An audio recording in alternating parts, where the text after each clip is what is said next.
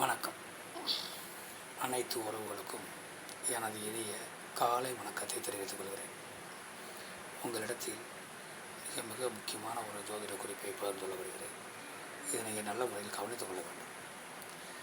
ஒரு மனிதனுக்கு சந்தோஷமும் மகிழ்ச்சியான வாழ்வு, பணம், செல்வம், செல்வாக்கு இவைகளெல்லாம் நிறைந்து இருக்க வேண்டுமென்றால்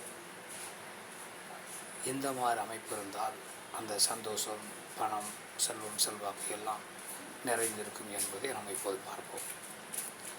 பொதுவாக லக்னத்திற்கு 2ஆம் வீடு என்பது குடும்பஸ்தானம், தனஸ்தானம், அடிப்படை கல்வியை குறிக்கக்கூடிய ஸ்தானம், நல்ல பேச்சு வன்மையை குறிக்கக்கூடிய ஸ்தானம், சொல்லை காப்பாற்றக்கூடிய ஸ்தானம்.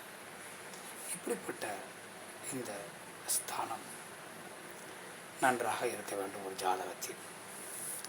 அடுத்து லாபஸ்தானம், லக்கணத்துக்கு 11ஆம் வீடு என்பது லாபஸ்தானம், அபிலாசைகள் பூர்த்தியாகக்கூடிய வீடு. அந்த வீட்டினுடைய அதிபதி 11ஆம் அதிபதி நல்ல நிலையில் இருக்க வேண்டும். லக்கணத்திற்கு 2ஆம் வீட்டு அதிபதி, லக்கணத்திற்கு 11ஆம் வீட்டு அதிபதி இருவரும் நல்ல நிலையில் இருக்க வேண்டும். இவருடைய தசாக்கள் புத்திகள் வர வேண்டும்.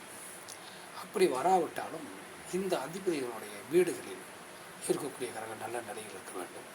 அவர்களுடைய தசா புத்திகள் வர வேண்டும்.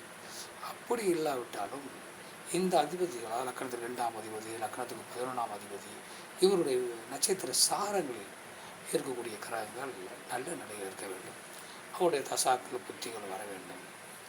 அப்படி இல்லாவிட்டாலும் இந்த அதிபதிகள் ஒரு கிரகத்தை பார்ப்பார்கள் அல்லவா, அந்த கிரகங்களுடைய நல்ல நிலையிலிருந்து அவருடைய தசாக்கள் புத்திகள் இருந்தாலும் நல்ல நிலையில் அந்த ஜாதகர் மகிழ்ச்சியாக, சந்தோஷமாக, செல்வம், செல்வாக்கு இருப்பார்.